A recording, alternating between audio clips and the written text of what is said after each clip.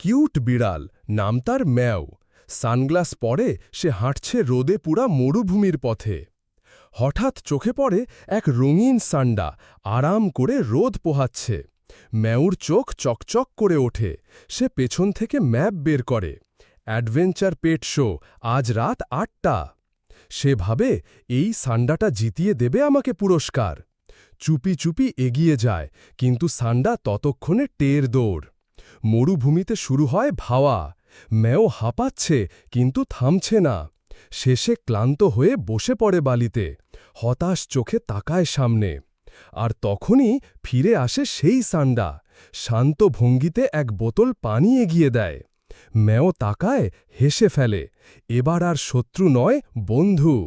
শেষে ছোট্ট এক ট্রাকে দুজন একসাথে শহরের পথে। বন্ধুত্বই তো আসল অ্যাডভেঞ্চার। এই রকম আরও মজার কাহিনী জানতে চাইলে লাইক করে দাও, সাবস্ক্রাইব করো।